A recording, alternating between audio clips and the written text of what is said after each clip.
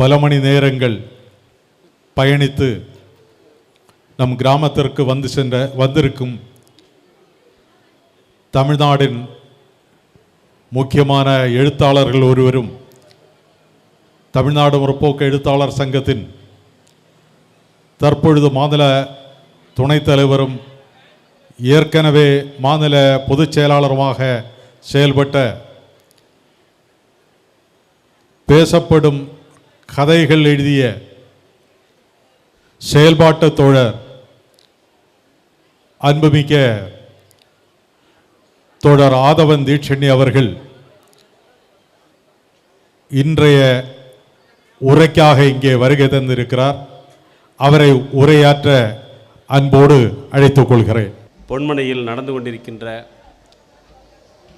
திருவோணம் விழாவை முன்னிட்டு இந்த நிகழ்விலே என்னையும் பங்கெடுக்க வேண்டும் என்று அழைத்திருக்கக்கூடிய ஸ்னேகலதா ஆர்ட்ஸ் அமைப்பினுடைய நிர்வாகிகள் அனைவருக்கும், இந்த விழா குழுவினருக்கும், குறிப்பாக நான் இங்கு வர வேண்டும் என்று பணித்த அன்பு தோழர் பொன்மனை வல்சகுமார் அவர்களுக்கும் என்னுடைய மனமார்ந்த நன்றியை இந்த நேரத்திலே தெரிவித்துக் கொள்கின்றேன்.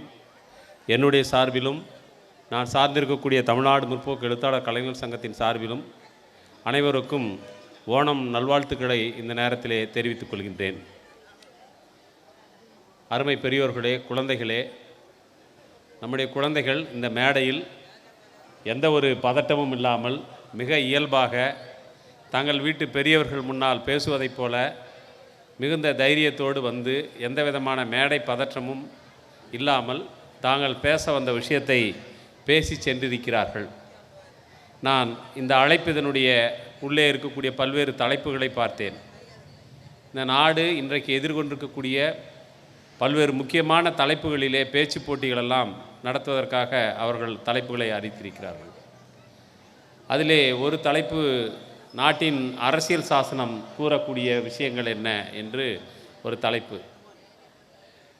இந்த தலைப்பை அநேகமாக இவர்கள் வைக்கிற போது ஸ்னேகலதாவை மனதில் வைத்துத்தான் வைத்திருப்பார்கள் என்று நான் நினைக்கின்றேன்.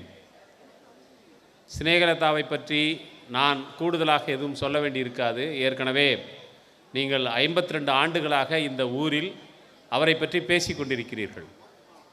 ஆந்திர மாநிலத்தில் பிறந்து தமிழ்நாட்டில் சென்னையிலே ஒரு நாடக கலைஞர்களாக மெட்ராஸ் பிளேயர்ஸ் என்கிற ஒரு நாடக குழுவை உருவாக்கி மிக முக்கியமான நாடக செயல்பாட்டாளராக இருந்த ஸ்னேகலதா, அவருடைய தகப்பன் வழி வெவ்வேறு சாதியைச் சேர்ந்தவர்கள், தாயார் வழி வெவ்வேறு சாதியைச் சேர்ந்தவர்கள், வெவ்வேறு பகுதிகளை சார்ந்தவர்கள்.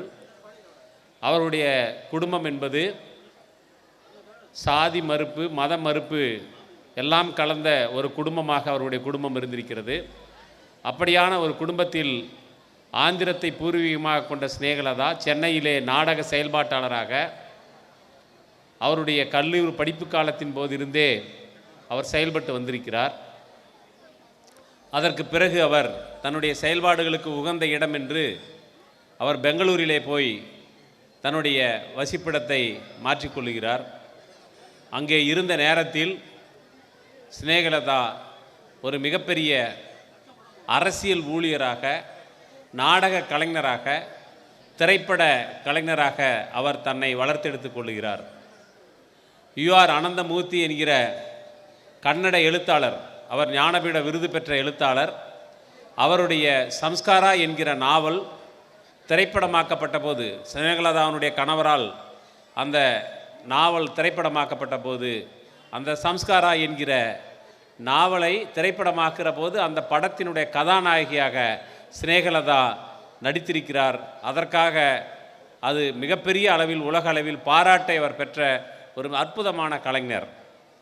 அவர்களுடைய அடுத்த படம் சந்தமாருதா என்கிற ஒரு படம். அந்த சந்தமாருதா என்கிற படம் கடந்த சில ஆண்டுகளுக்கு முன்பு சுட்டுக் கொல்லப்பட்ட கௌரி லங்கேஷனுடைய தந்தை பத்திரிகையாளர் லங்கேஷ் அவர்களும் தொடர்புடைய ஒரு படம். அந்த சந்தமாருதா என்கிற படத்தின் படப்பிடிப்பு, அதிலேயும் அவர்தான் கதாநாயகி, அவருடைய கணவர் இயக்குனர். அந்த படத்தின் படப்பிடிப்பு அன்றைக்குத்தான் முடிகிறது. மிகப்பெரிய போராட்டத்திற்கு பிறகு வெற்றிகரமாக ஒரு படத்தை எடுத்து முடித்திருக்கிறோம், இன்றோடு படப்பிடிப்பு முடிந்தது என்கிற ஒரு நிம்மதியான மன உணர்வோடு தங்களுடைய வீட்டுக்கு அவர்கள் இருவரும் திரும்புகிறார்கள். அவருடைய படக்குழுவினர் நீண்ட இடைவெளிக்கு பிறகு தங்களுடைய இல்வாழ்க்கைக்கு திரும்புகிறார்கள். சினேகலதா தன்னுடைய மகள் நந்தனாவையும் மகன் கொனார்க் மனோகரையும் நீண்ட படைப்பிடிப்பு வேலை சுமையின் காரணமாக அவர்களுக்கு ஒரு தாயாக காட்ட வேண்டிய அன்பையும் பணிவிடையையும் நம்மால் செய்ய முடியவில்லையே என்று ஏக்கத்தில் இருந்த அவர் அந்த படப்பிடிப்பு முடிந்துவிட்டது இன்றைக்கு என்கிற நிம்மதியோடு தன்னுடைய குடும்பத்தோடு மிக மகிழ்ச்சிகரமாக அந்த நாளை அவர் முடிக்க நினைக்கிறார். அவ்வாறாக சினேகலதா தன்னுடைய குடும்பத்தினரோடு குழந்தைகளோடு இருந்த அந்த நாளில்தான் அவருடைய வீட்டின் கதவு தட்டப்படுகிறது. வழக்கமாக ஒரு வீட்டின் கதவு தட்டப்பட்டால் அந்த தட்டக்கூட துணியில் இருந்தே அது நமக்கு ஒரு செய்தியை கொடுத்துவிடும். அவ்வாறாகத்தான் நாம் எந்த ஒரு கதவு தட்டுவதையும், ஒரு குழந்தை தட்டினால் எப்படி இருக்கும், ஒரு நண்பர் வந்து தட்டினால் அவர் எப்படி தட்டுவார், நம்முடைய உறவினர்கள் வந்தால் எப்படி தட்டுவார்கள் என்றெல்லாம் நம்ம எல்லோருக்கும் பழக்கமான ஒரு சத்தம்தான் அது. ஆனால் அன்றைக்கு சினேகலதா குடும்பம் ஒரு வினோதமான, இதுவரை கேட்காத ஒரு மூர்க்கமான கதவு தட்டும் சத்தத்தை கேட்கிறார்கள். கதவை திறந்தால் போலீஸ்காரர்கள் நின்றிருக்கிறார்கள். சினேகலதாவை எங்களோடு நீங்கள் வர வேண்டும் என்று அழைக்கிறார்கள். எதற்காக என்று கேட்டால் விசாரணைக்காக என்று சொன்னார்கள். வாரண்டை காட்டுகிறார்கள், நீ வர வேண்டும் என்று. அவருடைய வீட்டுக்கு எதிரே ஒரு வழக்கறிஞர் இருக்கிறார். அந்த வழக்கறிஞரிடம் கொண்டு போய் அந்த வாரண்டை காட்டுகிறார்கள். நான் இவர்களோடு போய்த்தான் ஆக வேண்டுமா என்று கேட்கிறார் சினேகலதா. ஆமாம், வேறு வழி இல்லை, நீ போய்த்தான் ஆக வேண்டும் என்று அந்த வாரண்டு தாளை பிடித்திருந்த கைகள் நடுங்க அந்த வழக்கறிஞர் சொன்ன சூழ்நிலையில் சினேகலதா போலீஸோடு செல்கிறார். அவர் மீது குறிப்பான எந்த குற்றச்சாட்டுகளும் இல்லை. அவர் மீது எந்த விதமான அரசியல் வழக்குகளும் இல்லை. ஆனாலும் அவர் அழைத்து செல்லப்படுகிறார். அப்படி அழைத்து செல்லப்பட்ட சினேகலதா 8 மாத காலம் பெங்களூர் மத்திய சிறையிலே அடைக்கப்பட்டு கிடந்தார்.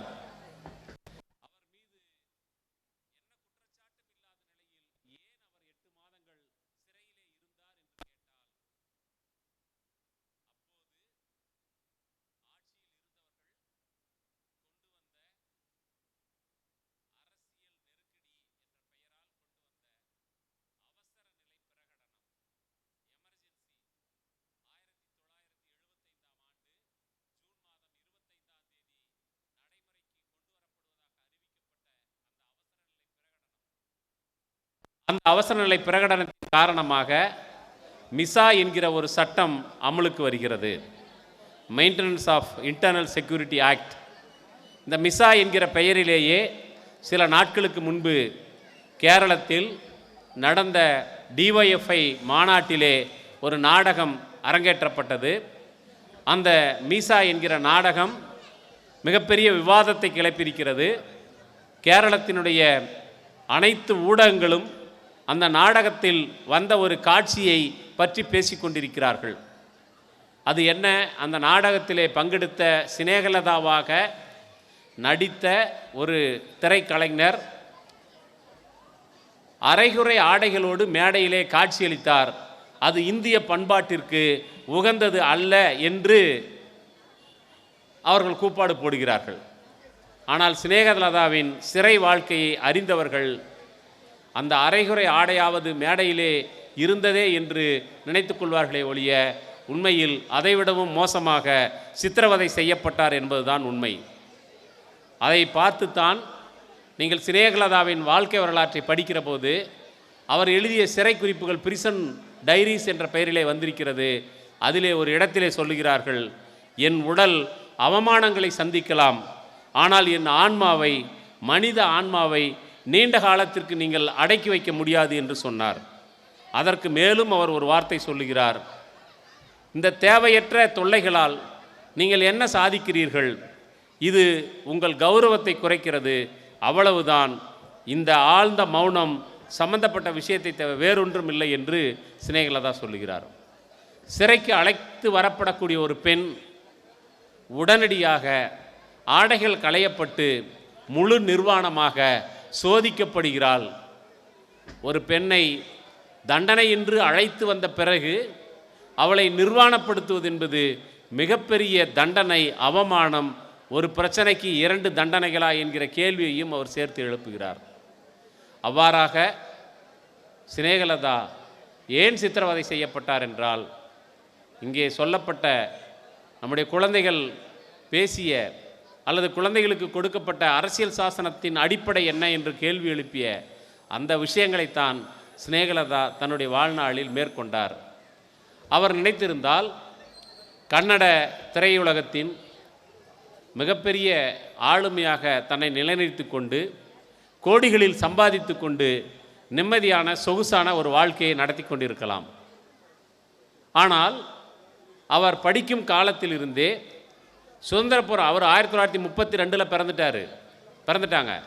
அப்போ இருந்தே அவருடைய குடும்ப சூழல், அவர் வளர்ந்த சூழல் காரணமாக அவர் தொடர்ச்சியாக அரசியல் ரீதியான ஈடுபாட்டை மேற்கொண்டிருக்கிறார். அதன் காரணமாக அவர் ஒரு சோசலிச கருத்துக்களால் ஈர்க்கப்பட்டு ராம் மனோகர் லோகியா என்று அப்போது இருந்த ஒரு மிகப்பெரிய சோசலிச ஆளுமை, அரசியல் ஆளுமையினுடைய ஈர்ப்பினால் அவருடைய பற்றாளராக, தொண்டராக தன்னை இணைத்துக் கொள்ளுகிறார். நாடு முழுவதும் சோசலிச கருத்துக்களை பரப்ப வேண்டும், அதற்காக தனக்கு தெரிந்த நடிப்பு, இசை, நாட்டியம் அனைத்தையும் பயன்படுத்த வேண்டும் என்கிற முறையிலே சினேகலதா தன்னுடைய கலைப்பணியை மக்களின் விடுதலைக்காக, நாட்டின் விடுதலைக்காக, சோசலிச உணர்வை பரப்புவதற்காக அவர் தன்னுடைய கலையை பயன்படுத்துகிறார். அப்படி பயன்படுத்தி கொண்டிருந்த நேரத்தில்தான் ஜார்ஜ் பெர்னாண்டஸ் என்கிற ஒரு அரசியல் தலைவரை நீங்கள் நினைவுபடுத்தி கொள்ளுங்கள். ஜார்ஜ் பெர்னாண்டஸ் அன்றைக்கு ரயில்வே தொழிற்சங்கத்தின் மிகப்பெரிய தலைவராக இருக்கிறார். 1974ஆம் ஆண்டு இந்தியா முழுவதும் ரயில்வே தொழிலாளர்கள் மிகப்பெரிய வேலை நிறுத்த போராட்டத்தை வரலாறு காணாத அளவிலே நடத்துகிறார்கள். அந்த வேலை நிறுத்த போராட்டத்தை ஒடுக்குவதற்காக ஜார்ஜ் பெர்னாண்டஸை கைது செய்ய வேண்டும் என்று அன்றைக்கு ஆட்சியாளர்கள் முயற்சித்தார்கள். அப்படி முயற்சித்த போது அவர் பிடிபடாமல் தொடர்ச்சியாக தலைமறைவு வாழ்க்கையை மேற்கொண்டிருந்தார். அப்படி தலைமறைவு வாழ்க்கையை மேற்கொண்டிருந்த ஜார்ஜ் பெர்னாண்டஸ் ஒரு கட்டத்திலே அவர் பிடிபடுவதற்கு முன்பாகவே நாட்டிலே எமர்ஜென்சி அறிவிக்கப்படுகிறது. அந்த எமர்ஜென்சி அறிவிக்கப்பட்ட உடனேயே தலைமறைவாக இருக்கக்கூடிய ஜார்ஜ் பெர்னாண்டஸ் எங்கே போனார் என்று கேட்டுத்தான் நிச்சயமாக ஜார்ஜ் பெர்னாண்டஸினுடைய நெருங்கிய தோழியான, அவரோடு சேர்ந்து அரசியல் பணி செய்யக்கூடிய சினேகலதாவுக்கும் தெரிந்திருக்கும் என்ற அடிப்படையில் ஜார்ஜ் பெர்னாண்டஸை காட்டி கொடுக்கும்படி, அவருடைய தலைமறைவு இடத்தை சொல்லிக் கொடுக்கும்படி சித்திரவதை செய்வதற்காக, அவருடைய தலைமறைவு இடத்தை கண்டுபிடிப்பதற்காக ஜார்ஜ் பெர்னாண்டஸை எப்படியாவது பிடிக்க வேண்டுமென்றால் சினேகலதாவை பிடித்து சித்திரவதை செய்தால் உண்மை தெரிந்துவிடும் என்ற அடிப்படையிலே சினேகலதாவை 8 மாத காலம் சிறையிலே வைத்து தொடர்ச்சியாக துன்புறுத்தினார்கள். அவருக்கு மிக இளவயதிலிருந்தே ஒரு ஆஸ்துமா பிரச்சனை உள்ளவர். அதன் காரணமாக அவர் சிறையிலே போதிய சிகிச்சை இல்லாமல் பல்வேறு நேரங்களில் ஆஸ்துமாவினுடைய அதிகரித்த சூழ்நிலையில் கோமா வரைக்கும் சென்றிருக்கிறார். அப்படியான ஒரு சித்திரவதைக்கு ஆளான ஒரு சூழ்நிலையில்தான் அவர் 1978ஆம் ஆண்டு விடுதலை செய்யப்படுகிறார். அதாவது பரோலிலே வெளிவருகிறார். அப்படி பரோலிலே வெளிவந்த சினேகலதா அடுத்த 5 நாட்களில் தன்னுடைய சிறை வாழ்க்கையில் அனுபவித்த கொடுமைகளின் காரணமாக வெளியே வந்த 5 நாட்களில் இறந்து போகிறார். அப்படி இறந்து போன ஒருவரை இந்த ஊர் 52 ஆண்டுகளாக கொண்டாடி கொண்டிருக்கிறது என்று நினைக்கிற போது உண்மையிலேயே பொன்மனை மக்கள் மிகுந்த தேசப்பற்று உள்ளவர்கள் என்று பாராட்ட தோன்றுகிறது நண்பர்களே. ஏனென்றால் சினேகலதாவை இவ்வளவு காலம் நினைவு வைத்திருப்பதற்கு இந்த மண்ணின் அரசியல் கூருணர்ச்சியும் கலை மீது இருக்கக்கூடிய நாட்டமும் தான் காரணமாக இருக்கும் என்று நான் புரிந்து கொள்கிறேன். நான் ஏற்கனவே சொன்னதைப் போல ஆந்திராவில் பிறந்து சென்னையிலே வளர்ந்து பெங்களூரிலே செட்டிலாகி சிறையிலே சித்திரவதைக்கு ஆளாகி செத்துப்போன ஒருவரை இவ்வளவு காலம் நினைவிலே வைத்து கொண்டிருக்கிறீர்கள் என்றால் உண்மையில் இதுதான் இந்த நாடு தியாகிகளை மறப்பதில்லை என்பதற்கான சான்றாக இருக்கும் என்று நான் நினைக்கின்றேன். சினேகலதா அவர்கள் சிறையில் இருக்கும்போது எழுதிய குறிப்புகளை அடிப்படையாக வைத்து வரலாற்றாளர் உமா சக்கரவர்த்தி என்பவர் பிரிசன் டைரிஸ் என்கிற ஒரு ஆவணப்படத்தை தயாரித்திருக்கிறார். யூடியூபிலே காண கிடைக்கிறது. அந்த படத்தை உங்களில் சிலர் பார்த்திருக்கக்கூடும். நீங்கள் இப்போது கூட பார்க்காதவர்கள் அந்த பிரிசன் டைரிஸ் என்கிற படத்தை தேடி நீங்கள் சினேகலதாவை பாருங்கள்.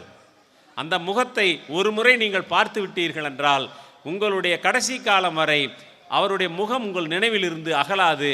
அப்படி ஒரு ஆளுமையான வசீகரமான முகம். யார் யாரோ இன்றைக்கு சொல்லுகிறார்கள், நாங்கள் மிக வசதியையும் சொகுசையும் விட்டுவிட்டு நாங்கள் வந்திருக்கிறோம் என்கிறார்கள். ஆனால் சினேகலதா தான் இதையெல்லாம் சொல்லுவதற்கு முழு தகுதியானவர் என்று நான் உறுதியாக நம்புகிறேன். அப்படி அவர் வெளியே வந்து 5 நாட்கள் கூட இல்லாமல் இறந்து போனார். அவருடைய மகன் கொனார்க் மனோகர் உலகின் மதிக்கத்தக்க இசைக்கலைஞர். அவர் இந்த பிரிசன் டைரிஸ் என்கிற படத்திற்கு இசையமைத்திருக்கிறார். அவருடைய மகள் நந்தனா தன்னுடைய தாயை பற்றி எனக்கு தெரிந்து உலக இலக்கியங்கள், இந்திய இலக்கியங்கள், நம்முடைய புராண கதைகள், இதிகாச கதைகள், நம்முடைய குழந்தைகள் பாட்டியிடம் கேட்டு சொன்ன கதைகள், இந்த கதைகள் எதிலுமே நான் பார்க்காத ஒரு விஷயம்.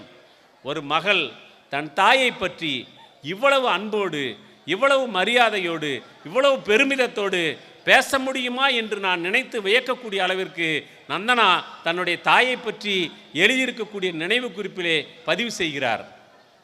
ஒரு இடத்திலே யூஆர் அனந்தமூர்த்தி என்கிற அந்த எழுத்தாளர் சொல்லுகிறார், இவர்களெல்லாம் மனசாட்சியின்படி நடந்தார்கள். அது இவர்களை அரசியல் களத்தின் நடுவே நிறுத்தியது. அந்த அரசியல் புயலை எதிர்கொண்டு இவர்கள் கடப்பதற்காக போராடினார்கள் என்று சினேகலதாவை நினைவு கூறுகிறார். அப்படியாக சிறையிலே அடைபட்டு தன் உயிரை இழந்த சினேகலதாவைத்தான் எமர்ஜென்சிக்காக உயிரிழந்த முதல் பெண் போராளி என்று ஆய்வாளர்கள் மதிப்பீடு செய்கிறார்கள். சினேகலதா தான் எமர்ஜென்சியில் உயிரிழந்த முதல் பெண் போராளி. அந்த 19 மாத காலம் நாடு முழுவதும் கடுமையான ஒடுக்குமுறைகள் நடந்திருக்கிறது. ஆயிரக்கணக்கானவர்கள் சிறைப்படுத்தப்பட்டிருக்கிறார்கள், சித்திரவதை செய்யப்பட்டிருக்கிறார்கள். இதற்கெல்லாம் ஒரு முன்னோடியாக நம்முடைய சினேகலதாவின் வாழ்க்கை இருக்கிறது.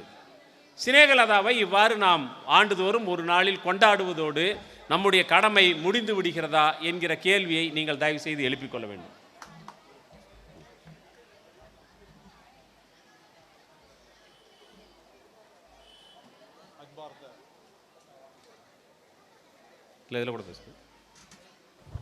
அன்பார்ந்த நண்பர்களே, பெரியோர்களே, சாலையோரத்தில் நிற்கக்கூடியவர்கள் விரைவாக உள்ளே வர வேண்டும் என்று கேட்டுக்கொள்கிறோம்.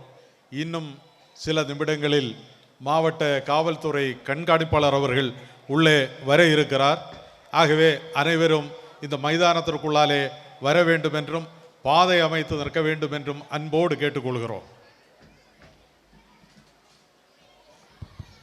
சினேகலதாவை ஆண்டுக்கு ஒரு முறை நினைத்துக் கொள்வதோடு நம்முடைய வேலை முடிந்து விட்டதா என்கிற கேள்வியை உங்கள் முன்னால் எழுப்ப விரும்புகிறேன். சினேகலதா கூடுதலாக ஒன்றையும் ஆசைப்பட்டு விடவில்லை. இந்த நாடு ஏற்கனவே 300 ஆண்டு காலம் அடிமைப்பட்டு வரலாற்றில் முன் எப்போதும் நடந்திராத சித்திரவதைகளை அனுபவித்திருக்கிறது. அதற்காக தீரம் செறிந்த போராட்டத்தை நடத்தி மிக பெரும் தியாகங்களை செய்து சுதந்திரத்தை நாம் அடைந்தோம். அப்படி நாம் அடைந்த சுதந்திரத்தின் தினத்தை நாம் போன வாரத்திலே கொண்டாடி முடித்திருக்கிறோம். நாம் பெற்ற அந்த சுதந்திரம் நாமே நமக்கு ஒரு அரசியல் சாசனத்தை உருவாக்கி கொள்வதற்கு வழிவகுத்தது. அந்த அரசியல் சாசனம் என்ன பேசுகிறது? ஒரு 90,000 சொற்கள் கொண்ட நம்முடைய நாட்டின் அரசியல் சாசனம் உலகின் பல்வேறு அரசியல் சாசனங்களோடு ஒப்பிடுகிற போது உலகத்தின் மிகப்பெரிய அதிகமான சரத்துக்களை கொண்ட மனித வாழ்க்கையின் உள்ளும் புறமுமான அனைத்து விஷயத்தையும் பேசக்கூடிய பல்வேறு விஷயங்களை உள்ளடக்கிய அந்த அரசியல் சாசனம் பேசக்கூடிய 90,000 சொற்களில் அண்ணல் அம்பேத்கரும் அன்றைக்கு இருந்த நம்முடைய அரசியல் முன்னோடிகளும் சேர்ந்து விவாதித்து அந்த அரசியல் சாசனத்திற்கு ஒரு முகவுரையை எழுதியிருக்கிறார்கள். அந்த அரசியல் சாசனத்தின் முகவுரை என்பது வெறும் 81 சொற்கள். 81 சொற்கள் கொண்ட அந்த அரசியல் சாசனத்தின் முகவுரை பின்னாளில் ஒரு 4 சொற்கள் சேர்க்கப்பட்டு 85 சொற்களை கொண்டதாக இருக்கிறது. அந்த அரசியல் சாசனத்தின் முதல் சொல் இந்திய மக்களாகிய நாம் என்று தொடங்குகிறது.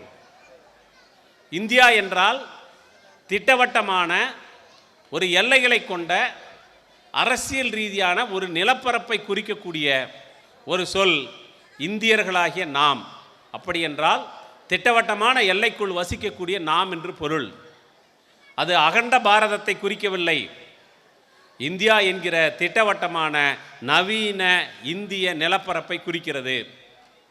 மக்களாகிய நாம் என்ற சொல் அந்த மக்களாகிய என்று வருகிற போது அது நான் அமானுஷ்யமாக பிறந்தவன் என்று சொல்லக்கூடியவர்களை அது குறிக்கவில்லை. மழை வந்துருச்சு, வரட்டும் அவங்க போய் நிற்கிறது, செட்டில் ஆகட்டும்.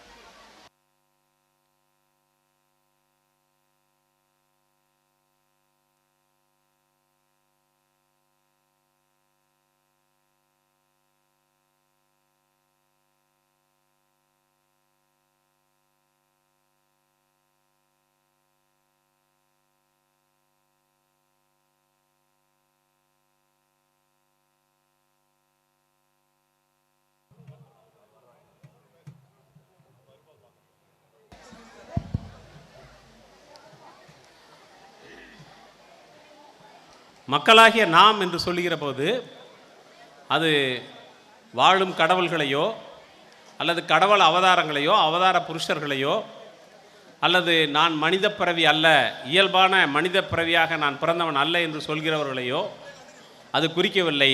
மாறாக நம்மை போன்ற சாமானிய மக்களை குறிக்கிறது. நாம் என்ற அந்த சொல் இந்தியாவில் இருக்கக்கூடிய இந்துக்கள், இஸ்லாமியர்கள், கிறிஸ்தவர்கள், பார்சிகள், பௌத்தர்கள், சீக்கியர்கள், சமணர்கள் என்று அனைத்து மதத்தைச் சேர்ந்தவர்களையும் அது குறிக்கிறது. நாம் என்கிற சொல் பெண்களையும் ஆண்களையும் மாறும் பாலினத்தவரையும் பாலினம் கடந்து குறிக்கிறது. சாதி என்று வருகிற போது இந்தியாவில் பல லட்சம் பெயர்களில் சாதிகள் உட்சாதிகள் இருக்கின்றன. இத்தனை லட்சம் சாதிகளையும் உட்சாதிகளையும் கடந்து நாம் என்கிற சொல் நம்ம இந்தியர்கள் என்று ஒருங்கிணைக்கிறது. நம்மிடம் இருக்கக்கூடிய பொருளாதார ஏற்றத்தாழ்வுகள், நாம் வாழும் பகுதிகளை சார்ந்த ஏற்றத்தாழ்வுகளை தாண்டி நம்மை இந்தியர்கள் என்கிற ஒரு சொல்லில் அது இணைக்கிறது. ஆகவே அதனுடைய முதல் வரியாக இருக்கக்கூடிய இந்திய மக்களாகிய நாம் என்கிற சொல்லே ஒரு மிகப்பெரிய வரலாற்றை நமக்கு நினைவு கூறுகிறது. அந்த வரலாறு சுதந்திர போராட்டத்தில் ஜாதி, மதம், பாலினம், வர்க்கம் என்பவற்றையெல்லாம் கடந்து நாட்டின் விடுதலை என்கிற ஒரு பொது நோக்கத்திற்காக போராடிய நம்முடைய வரலாற்றை அது குறிக்கிறது. அந்த வரலாற்றிலிருந்து தான் இந்திய மக்களாகிய நாம் என்கிற அந்த சொல் உருவானது. நண்பர்களே, அந்த நாம் என்பதை தாண்டி இந்தியா ஒரு இறையாண்மை உள்ள நாடு என்கிற ஒரு வாசகம் அதிலே இடம்பெறுகிறது.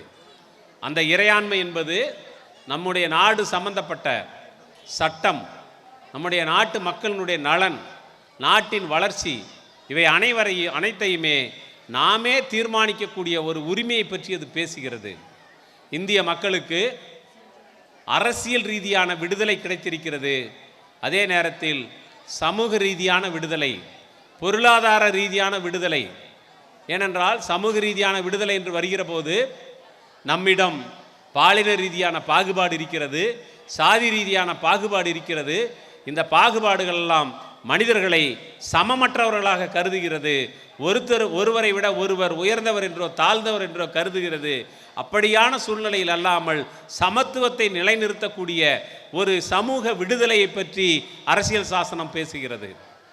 பொருளாதார விடுதலை என்று சொல்லுகிற போது ஆனால் அம்பேத்கர் சொல்லுகிறார், இந்த நாட்டில் நாம் அரசியல் விடுதலையை பெற்றிருக்கிறோம், இன்னமும் சமூக விடுதலையும் பொருளாதார விடுதலையும் பெறுகிற போதுதான் நாம் முழு விடுதலையை பெற்றவர்கள் ஆவோம் என்று அவர் சொல்லியிருக்கிறார்.